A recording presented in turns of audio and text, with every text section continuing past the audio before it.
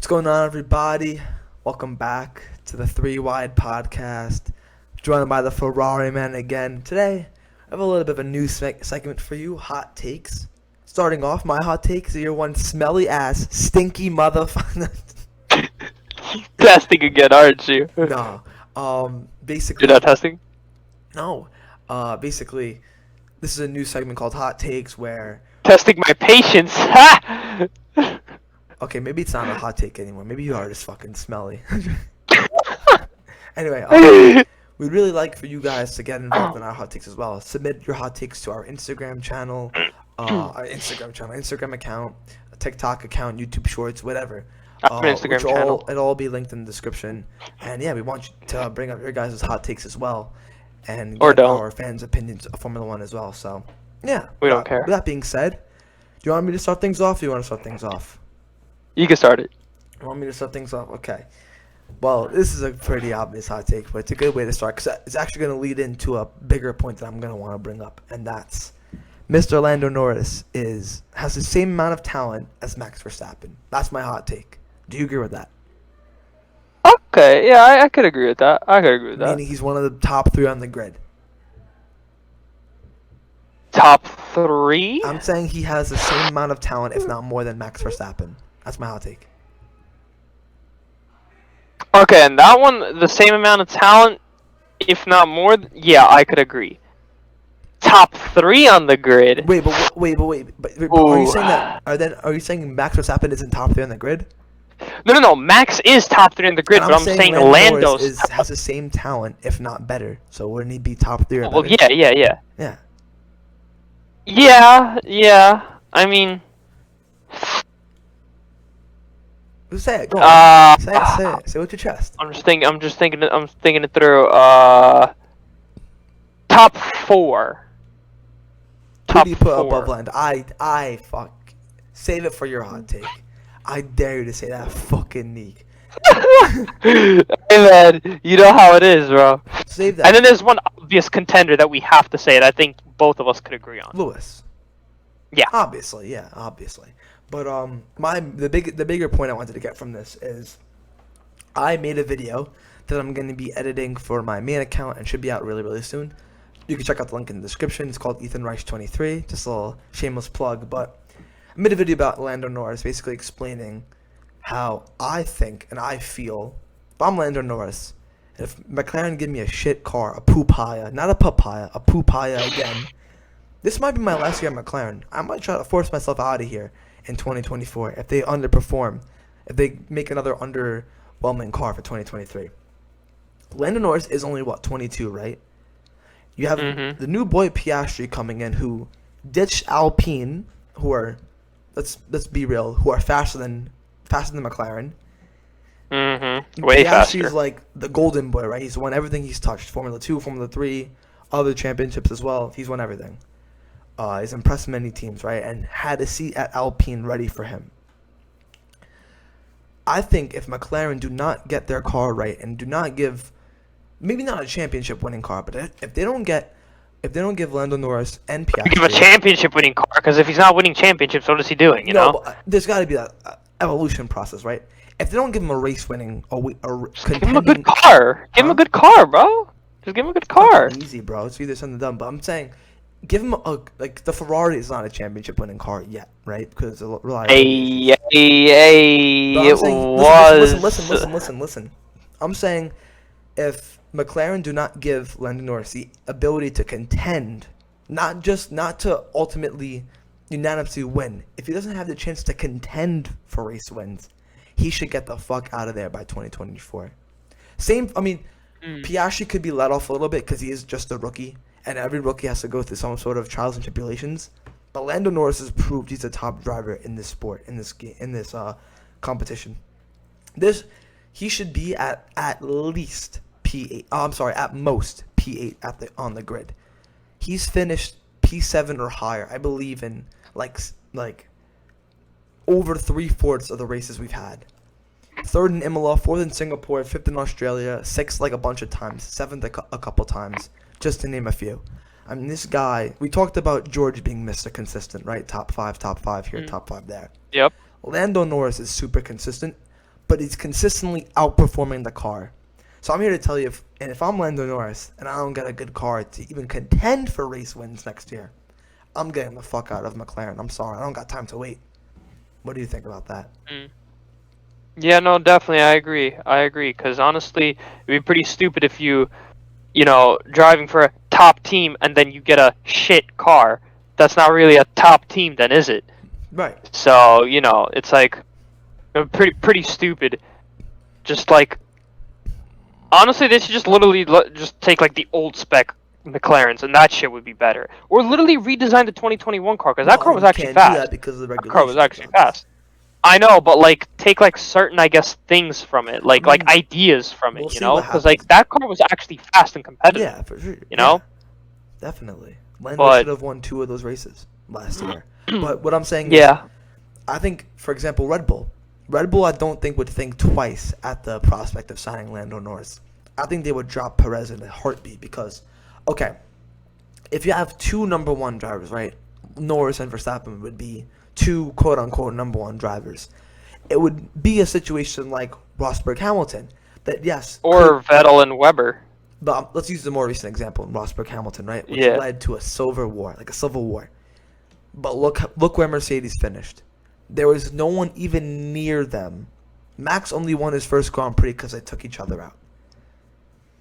I think, Yeah. and Max and Lando are so much more closer of friends than Hamilton and Rosberg ever was before their falling out, right?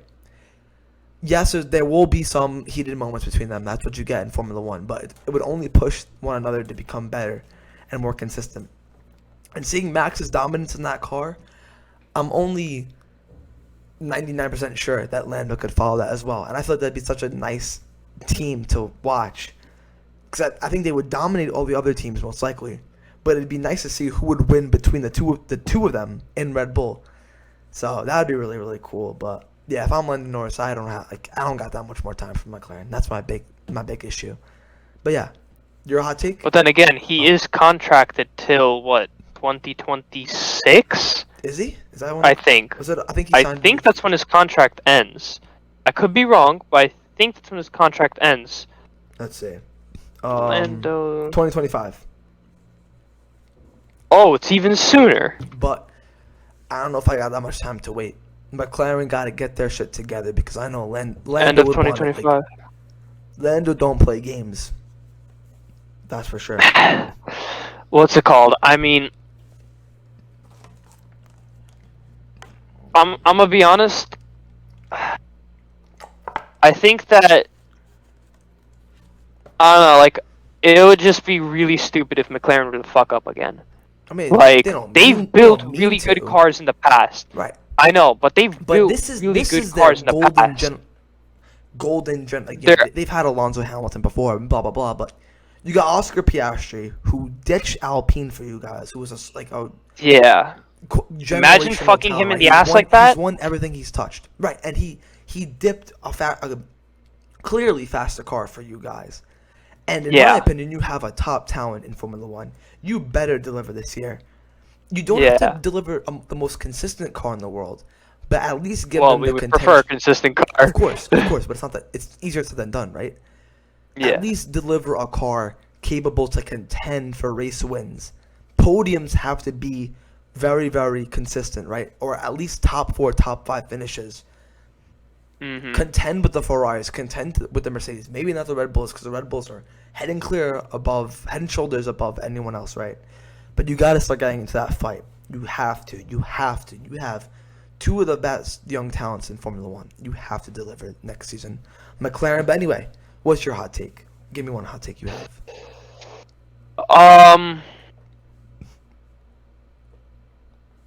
Charles Leclerc being a world driver's champion. When? At least once. When? Next year, actually.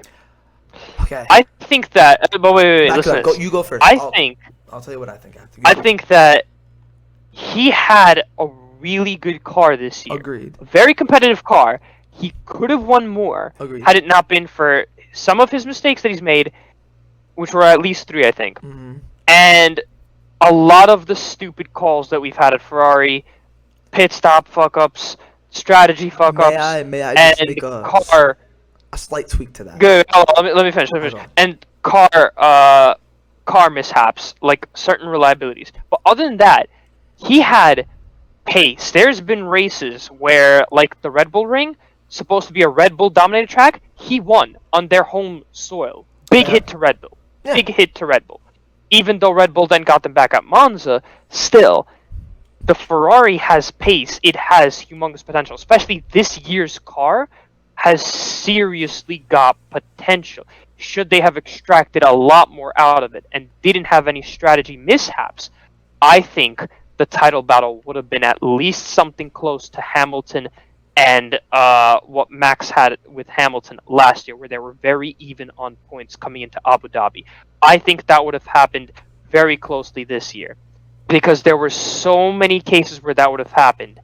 But again, the best of reliability, the best of the strategies, and when I say the best of, I mean like literally like the worst things possible that could happen I hear you. in terms of I hear you. strategy, performance, and just certain driver errors that were not supposed to happen, But they and did pit happen. stop errors that happened and caused him to only win 3 races so far, which honestly should have been a lot more than 3 races. And even the same would be going to each of the Red Bull and Ferrari teammates, Well- since they made their better drivers better cars, especially with Charles having a little bit of a better car. Although honestly, it was a bit equal with No, it was even. Carlos, It but was still, even. It was even. it was even. But like honestly, it should have been more race wins for Well- him, and he's definitely a championship contender, 100%. I'm gonna respectfully disagree because I agree with the statement that Charles Leclerc will most likely become world champion one day, right? But if we're bringing up shoulda, coulda, wouldas, the 2 races that Charles Leclerc won early on, right, was Bahrain and Australia. Australia, What car was leading those 2 races and had a DNF? Red Bull, Who? What? But- Red Bull?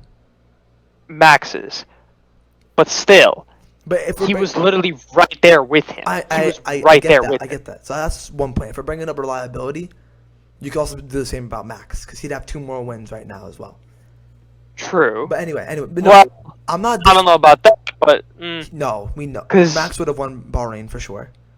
Ferrari had a very strong opening to the But season. look, Their did you car see had how at far least Red Bull was away? Nah, for Red Bull would have. Nah, bro. They were winning on the last lap. Bro. Anyway, he anyway, could have. that's not the point. That's not the I think point. he could have caught up. Also, listen, you also bring up the strategy calls. Yes, his strategists have fucked him, right? But some of that has to be down to the driver as well. You see all these times, like, for example, in the Mercedes dominant days, right? Lewis Hamilton would be given a strategy option to make, where he could either pit or whatever and maybe compromise his later stint, or stay out and grind on the set of tires he has, making the stint later for himself, giving him fresher tires. He would be called to come in, and Lewis would say, "Nope, not doing it. Nope, I'm driving the car. I know how it feels. The data can say one thing, but I'm feeling a different thing, and we're gonna stay." You know what that would lead them to? Various wins. Lando Norris, the same thing. Lando in Russia, for example, although it didn't go his way, he was told that it probably would be right to box again, but he had the balls to say, "No, I think we should stay out and just see try do the best in these conditions. 3 laps left. Let's try and win." Didn't go his way, but he has that thick skin. My point is, Leclerc has the talent to become world championship, hands down. He's a great driver. That's what I'm saying. I just That's don't what think I'm he saying. has what it takes as an overall Formula One driver at the moment. Too many silly mistakes. We've said this about Max in the past. We said how overly aggressive Max would be at certain scenarios, right? We even saw in the race Charles Leclerc deserved to win, right? What's it called? Jeddah, where Max saw twice how Charles Leclerc would stop brake before Max and get the DRS and blow past him, right? And even on the safety car restarts, Max would be so close behind Leclerc, and Leclerc would bomb away, and that would put Max on the back foot, right? We saw how overly aggressive he would be. Even seasons prior, making mistake after small mistake after small mistake, spinning the car for no reason, over pushing at some times. But then in Jeddah, we saw at the last lap, Charles Leclerc tried to brake earlier than Max at the DRS. Max said no, no, no. And we've seen a development of Max this past year, right? Even last year, to where he's so much more relaxed and comfortable and consistent in that car. Bro, he won 14 races so far this year, with the possibility of winning 2 more, which will give him the greatest percent ever in a longer season. That's insane. Max Verstappen has been immense this year. He has not put 1 foot wrong. Where it went wrong for him, it was all down to reliability, and that's not his fault. He's done an amazing job. Bro did a 360 spin in Hungary, still won the race. Bro won by 14 seconds last race. And this guy is the definition of dominant this year. And we've seen, unlike Max, we've seen Imola, for example. Leclerc, yes, he's in third. Maybe not first, should be pushing. But he fucking sent it on that little chicane, coming out of that little back straight.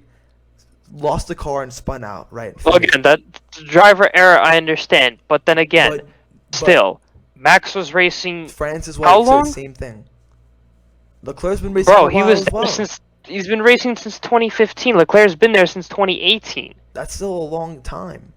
Yeah, but like not as long. He's been in the game. Been in a Red Bull since Max has been there. 2017. 16. 16. It's 2016. Oh, right, 2016, right. Because remember, that's his first win in the Red Bull. Bro, he's been there, but still, he's been there. But like, did you see how long it took him to develop into this driver? It's not sometimes. Sometimes, yes. He wasn't as quick as Max, but still, you got to give him credit. He is still really good championship contender. And considering the fact that he's total agreement. Still, like, I feel like, honestly, if he gets his stuff right, I'm telling you, but again, he's gonna be like the new he gets his stuff right. We haven't. But the time will come, bro. I'm telling you, the time will come, bro. Like not every single driver starts off like a super Max did. Like yeah, Max had an amazing season. He did not start off this year.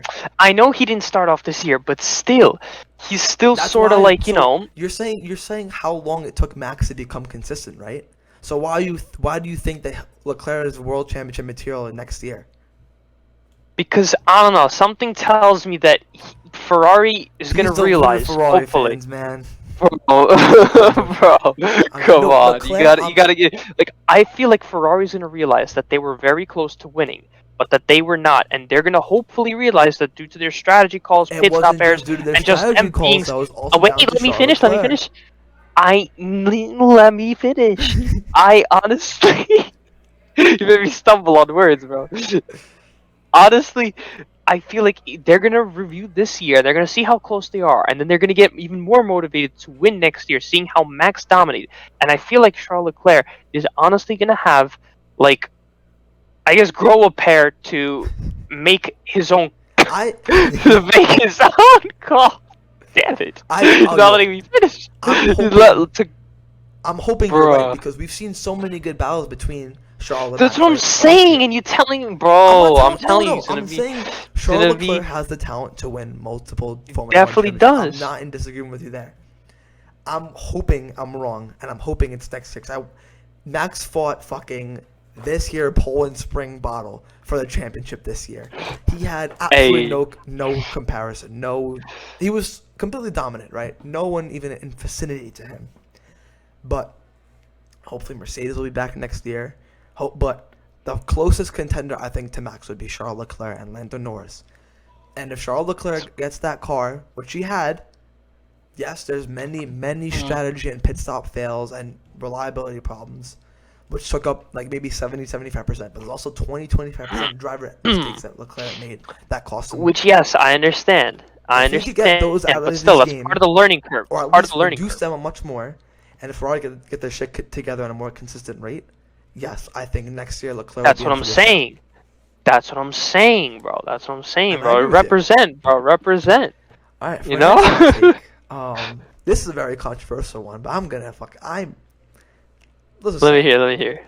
So, Mr. Fernando Alonso this past weekend compared Lewis's No. Why? Why did I know this one was coming? Seven. That mentioned seven world titles. To Max's 2 world titles.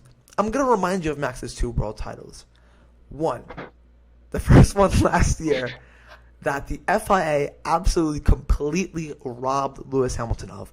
Right, they gave Max a birthday Before you gift guys on that violate one. me, I'm not saying Max Verstappen did not deserve the championship. That's not what I'm saying. Of course he did.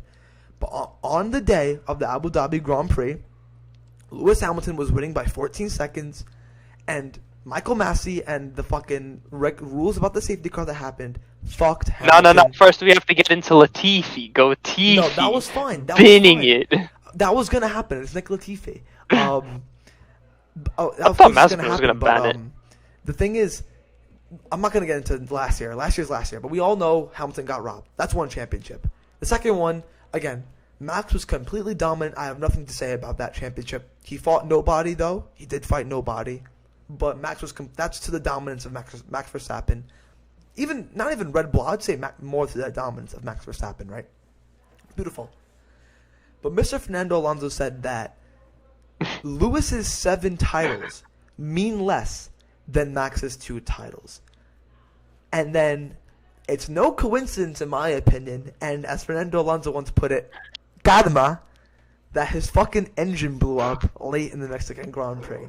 And my hot take is that he deserved that engine blow up, because how dare he make that comment about Lewis Hamilton? How fucking dare he? That's my hot take. He deserved that. Bob's your uncle, Mary's your aunt. Fuck off, yeah. God, he just went off. He just does not like Fernando Alonso. No, yes, hey. yes, I love Fernando Alonso, but that shit was crazy. He just wasn't leaving the space, you know. All the time you have to leave the space, you know. Oh, there was all the time. A lot of space that Fernando drove down with a pretty bad. But here's the thing. Yes, I agree. That's definitely not the smartest thing that he said about 2 is greater than 7, but technically. Okay, there's anyway 4 titles that Hamilton completely dominated, right? But even still, one of Max's titles was robbed from Hamilton. Robbed. All the drivers came up to Hamilton saying, "Oh yeah, you got fucked, mate. You got robbed. Unlucky." Like that guy should be ashamed of himself. But anyway, keep going. Keep going before I fucking punch a wall.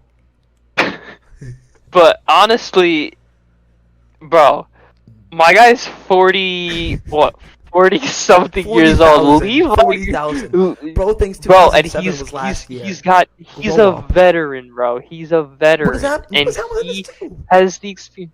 Yeah, true. But still, leave my guy alone. He's like 43 and change, bro. Leave him alone. Damn. But you can't be making these comments and expect your car to be. Okay, yeah, but he's been beefing with everybody, bro. It's just how Alonso is, bro. You know them Spaniards. 2007. That should happen. Exactly. You know how them Spaniards are, bro. They just beef with people. No, they're just stupid. No, I'm sorry. He's like beef stew. He's like that beef stew. That comment was out of pocket, in my opinion. That was, and yeah, I think that engine blow up was completely deserved. Good luck at Aston Martin, because you're gonna get plenty more of those, mate. Hey, we're gonna have at least good radio message from him. Like, what is this? What is this? This is not good. A yoke. Not good at all. A yoke. So that's what I'm saying. You know. Yeah, that's my. Maybe he's just doing this to be funny. Because that would be amazing. I mean, out of all the teams you could move into, I mean, Aston Martin would be the last one I'd move in. Well, not the last one, but like. I mean, I don't think anyone else would want a 43. I mean, he's good, but everyone's like, stacked up in the top teams. But anyway, what's another one of your hot takes? Another hot takes and is don't make it about fucking Carlos Sainz and Ferrari. Try to diversify it.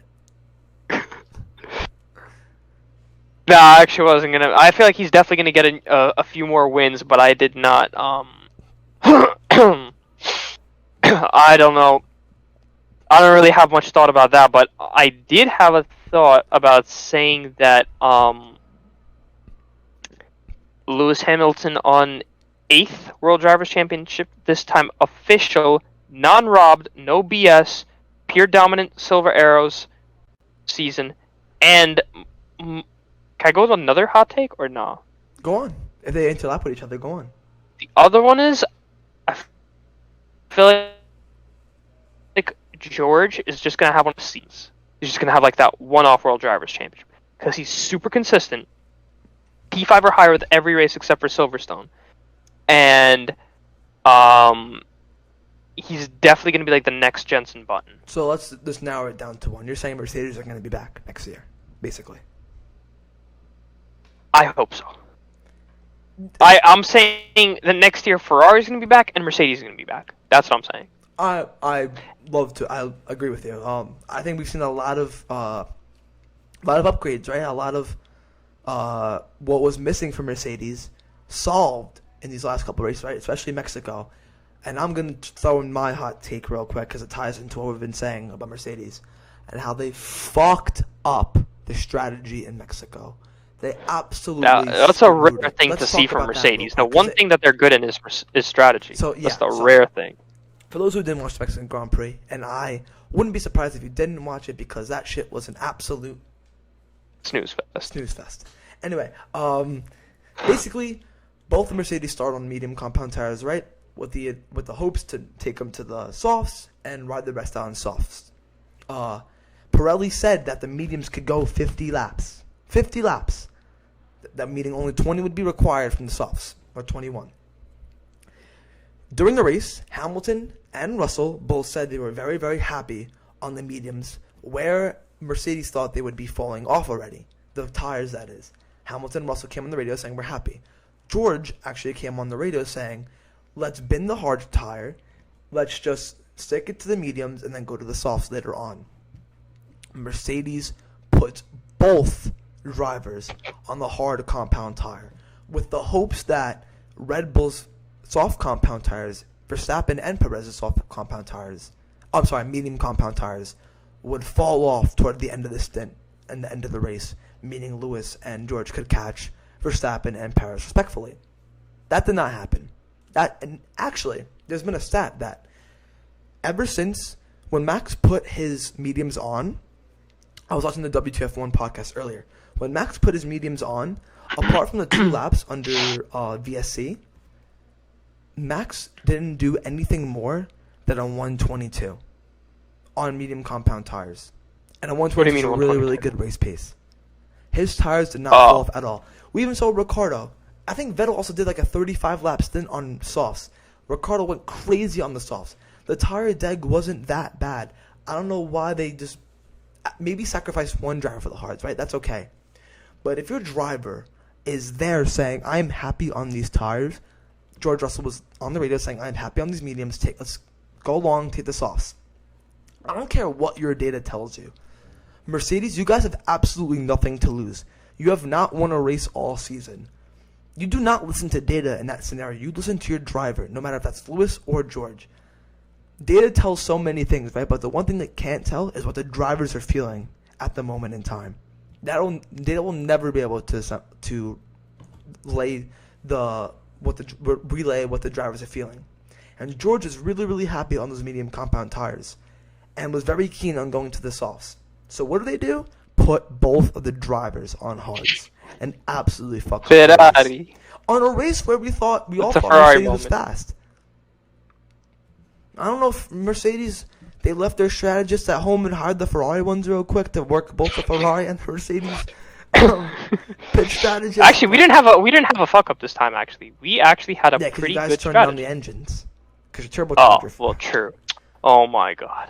But forgot that we did that. Yeah, it was crazy. Shit. I just didn't Shit. We said Mercedes reliability, both in mechanical reliability and the reliability of making correct decisions, was a good one. And I just understand why you put both drivers on the hard compound tires. In a very rare mistake. Where you don't have a race, where you got nothing to lose. And B, you look quite fast in this race. I mean, the first 15 laps, Lewis was staying around 1.5 to 2 seconds behind Max when Max was on soft compound tires and Lewis on mediums. He was keeping pace well, and he was happy on his tires. If you saw the likes of Vettel and Ricciardo, well, they didn't see Ricciardo, but you saw the likes of Vettel take those softs a long way into the race. Why box for hards, bro? Why do that to yourself? I just don't understand. But back to the hot take you made about Mercedes being back next year. I agree. They looked very, very fast in this Mexican Grand Prix. You know, regardless of where they finished or regardless of their fucking strategic blunder, Mercedes worked well. in the high altitude conditions of Mexico City. Their aero package seems to work right ever since Austin. They have pace now.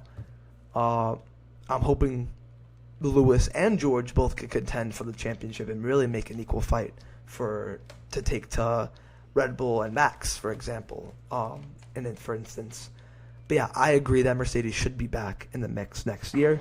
I think they'll know and understand more about the regulations and what to input and what to not input. And yeah, hopefully they can continue to contend for the championships we've all been used to seeing Mercedes contend for. I think one thing you guys should do, the Mercedes, is go back to the black livery, because that shit was absolutely beautiful, but that's just my opinion. I'm gonna have to agree with that one. Yeah. The silver looks really nice. The silver is beautiful as well, but the black just looks so good. Oh my god. The W11. That does look so good. Don't give me those W11 vibes. The grippiest car out Just let me there. drive that for one minute. Just let me get 1 minute in that car. 1 minute? I'll take 4 seconds in that. But yeah, I hope Thing the is Mercedes beautiful. and, like I said earlier, the McLaren and Ferrari could all challenge Max Verstappen, Sergio Perez, and Red Bull. Another hot take I have is Melbourne needs to go. And honestly, maybe even Mexico. But to be fair to Mexico, it's a one-off race, right? I believe it was cursed from the opening laps because the commentator said there's a thing called the commentator's curse in sports where the commentators will say one thing and the opposite happens.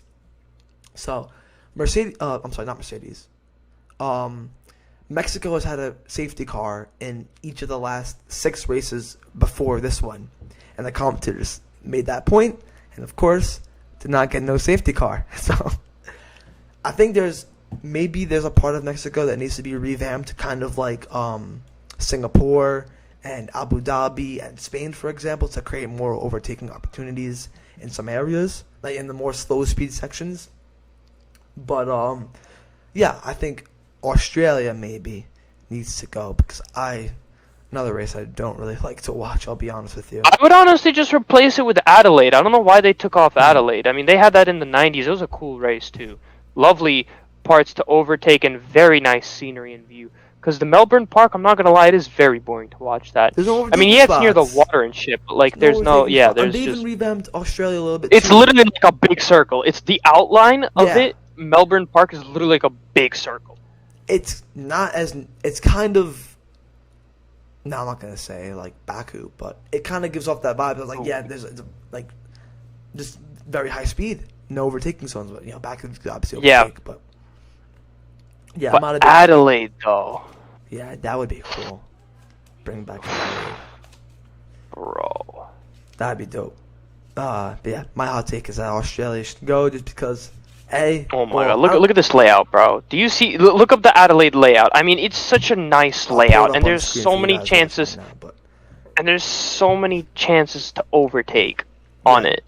It's such a nice. I don't know why they took this away. I mean, also I think the Australian Grand Prix happens for us at like 1 a.m. or 2 a.m. I remember staying up for the one this past year, and that shit was it was hard to watch. I was sleeping, but oof. Yeah, that's my hot take about Australia.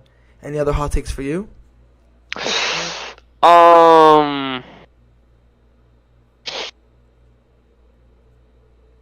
Oh, I feel like we have all these relatively cool circuits on the grid, but like I don't know, we have them in like I feel like they should really be like what's the word I'm looking for? Like I feel like I don't know, some of them, as you said earlier, Mexico should be revamped, Singapore should be revamped. I feel like a lot more should really be revamped and looked at. Like, but then I'm just like trying to think of which ones would I revamp. I mean, aside from Singapore, Mexico, So Singapore is definitely Australia. Singapore's been revamped, I said. Yeah, but like they're gonna revamp it, I think more. I think so. Yeah. Oh yeah, they're making the by the bridge. That they're taking out the whole part. Yeah. Yeah. These aren't like, cars that are running from the 90s. They're not that small anymore. They're not longer than our They're standard clunky. They're SUVs out I here. mean, the weight is a good thing because They're very. if they were like the '90s cars, Alonso would be flying right now from the American Grand Prix. And But then the other thing is, I kind of do want to see smaller cars, though. Oh, we all want to see that. Of course, we all want to see smaller cars were just, even if they were like the 2010 type that. cars. Yeah. Even bring back the That shit was 2015, just- 16 cars. Yeah, But because the 2017s when they had the new regulations for like it's what? it's all net zero, right? All this bullshit. Yeah, that. Even Oh, though- yeah. Honestly, Even though Formula One's adding more races to expand their carbon footprint, but that's not talked about. But yeah. yeah. Honestly, they should just bring back the smaller cars because that would be such a nice thing. And I think the drivers would really appreciate the fact that smaller cars, you know, they don't have to consider going super, super deep just to get the whole damn car. Fucking, like, what is it, like the 500-foot piece of metal machinery over the next corner. So, honestly, I think that would be definitely a step up. Yeah. Smaller And cars, yeah. revamped tracks. Because some of the tracks are not suited for these long cars. I'm sorry. Like, you'd be watching some of these races, and then you just see, like, the cars actually struggling to go around some of the turns. On straight line, they're amazing, but it's still super long, and some of these tracks have super short moments to overtake. I assure you, if the cars were way condensed in width, you would have definitely more fights for the lead. Yeah. And, of course, smaller in length, too. Yeah. And with the safety features that they have now, I feel like if they were to redesign them, they would be pretty successful. But I'm not saying they those have to safety shrink by like a features are in humongous. there because of how big the car is. Yeah, yeah.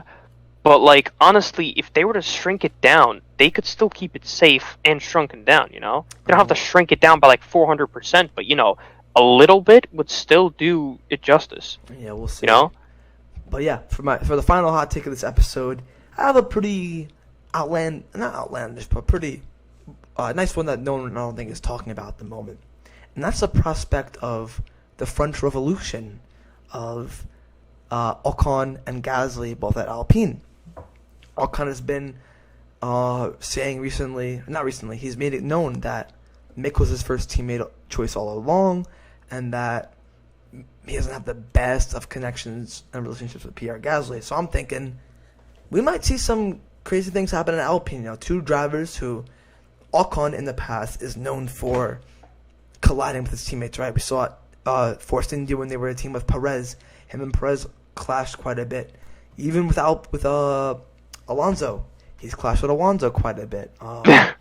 I'm Never in my life I saw defense like I saw from Esteban. Never. It's gonna Never be in my I think life. it's gonna be a unique, a very unique prospect of watching Alpine next year. But then again, Alonso never saw defense like he saw from Lance Stroll. So I'm not gonna lie. I want to see the team radios on crazy, but Alonso team radios top tier. I think Undisputed. I think Undisputed. yeah, definitely. I think Gasly and Ocon are both gonna feel like they're the number one driver. Right? There's not gonna be a 1-2 thing at Alpine. So it's gonna be And interesting. both are to equal see. on wins. Not to say that too. Right. I think both are equals on One wins. and one, yeah. And it's going to be interesting to see like decision calls, what car to sacrifice when, what car to put focus on, things like that, and things of that nature. Because tempers could spark. Everyone's the same nationality. The French want to see their team do well. They want to see both their drivers do well. Is there going to be a time where they butt heads like Ocon's done in the past with other teammates? There could be. We could see maybe a move that happens, and maybe it's not working out at Alpine for Ocon and Gasly, which could maybe result to another team fighting for 4th or 5th in the championship for the constructors because of the fighting. We'll see, but I think it's going to be a very unique prospect of watching both Ocon and Gasly fight at Alpine together. I think it's going to be a really good, could be a really good at some points and really bad at some points, and I just want to see when it's going to divvy between the two. Yeah, I agree 100%. Definitely something like that would just be something interesting to look out for sure. For sure. The other thing is, how long has it been since we've had a European Grand Prix though? Like we've been thinking of taking out the French Grand Prix, right? What do you mean European? Which is very unfortunate. Huh? What do you mean European Grand Prix? like like Donington Park type, Valencia, that type of European Grand Prix. Because like, looking back at like, I know these are like older Well, layouts. talk about the Ocon and Gasly prospect first. The hot take. Oh yeah, true. Because then I'm going to another one. And honestly, not much to say except for the fact that I think they might just pull.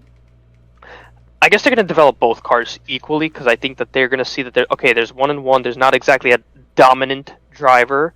They might give it to Ocon simply because he was there a bit longer, But and they because paid of Renault. for Gasly to come. Yeah. Could argue that as well. So Gasly's got potential. Ocon's got potential. I think that both of them are going to get a rather fair treatment, and I feel like they might be in for a little showdown. Yeah. Is what I'm thinking. But we'll just have to see. Yeah, I agree. But for your hot take, you're talking about like Donington Park, Valencia. But again, you just mentioned that the cars used to be smaller when they ran these races, right? True. Because True, they're bigger but they now. could redesign them. They could redesign the layouts. That's true. That is a possibility. But I don't think they'll do Valencia because Catalonia is a pretty nice track. I kind of like the Catalonia. And it is a nice track. And they just revamped that as well. The turn 9 or turn 10. I forgot which. I think turn 10. That after the straightaway. Yeah, that's a pretty nice hot take as well. I think there could be another European Grand Prix on the way because we saw the addition of another American Grand Prix. Maybe there'll be another South American Grand Prix. Oh, actually, brings us to the last hot take of the day. It's been rumored today by F1 that the Colombian Grand Prix. I heard. Could be making 2024. What, 2024? I don't know exactly. Did they ever had a Colombian Grand Prix? I don't think so. Was there ever one? I don't remember, at least. It'd be pretty cool to see a Colombian Grand Prix for sure. I don't know exactly where it would in Colombia would be, like what part of it, but yeah, I'm down for another South American Grand Prix. That'd be pretty cool. There's no Pastor Maldonado for the win. Wait, was he Colombian or They Venezuelan? don't get you. I think he's a Colombian. Was he Colombian? I think you're Colombian, right. I think. Sure. Go on. But yeah, And what are your thoughts on Montoya that? as well, I think. Yeah, no, I know Montoya was definitely Colombian. Yeah. I mean, in theory, Pastor was Venezuelan. he was. It is almost the same flag, almost the same flag. So. Oh, I got confused. Yeah, They're yeah. very similar. Nah, you're good. But I mean, I'm always for having a new track, but it better not be some snooze fest type track like Melbourne Park or and South America Mexico City. Have Brazil, they are known for their fucking good ass races, right? And South Yeah. America is very rainy there. Better not disappoint. Exactly. You have big boots to fill. Colombia. Yeah, because Brazil is like all the way over here. Brazil's like and I'm top guessing that tier would be race, added top tier towards race. the end of the calendar because it'd make no sense for them to start in Colombia, go to Europe, and then come back to South America to Brazil, right? Or replace Melbourne Park with the I new don't think Colombia. So. Maybe take Melbourne out and shift everything, but I think Brazil and Colombia will happen a week or two from each other, right?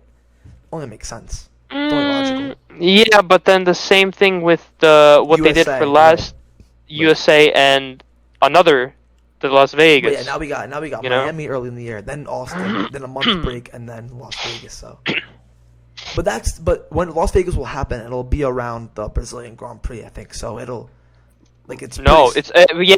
gonna be like the second to last one because it will be right before Abu Dhabi. right. And it's still close to Brazil, so that's okay. As long as you're not going to like Europe and back, you know what I mean? Yeah. But yeah, that's going to wrap it up for today's hot take session. Hope you guys enjoyed it. And again, if you guys have any of your own hot takes, I'm going to leave a little Instagram discussion panel open for you on our story on the 3 Wide Podcast Instagram channel, where you guys could submit your hot takes as well and give us your insights into what you think will happen in Formula 1. That way we could bring them up on the hot takes episodes and, see what you guys have to think about some hot takes in Formula 1 and debate that as well. But yeah, hope you guys had a good time watching the Mexican Grand Prix, because I certainly didn't. Ferrari man, hope you have a good day, my brother. And yeah, stay tuned because we have some more racing content on our personal channels. And next coming weeks, we're going to be laying out a new project we're going to have on our new channel that this man right here will be the lead of. So hope you guys enjoy the rest of your day. Take care and peace, everybody.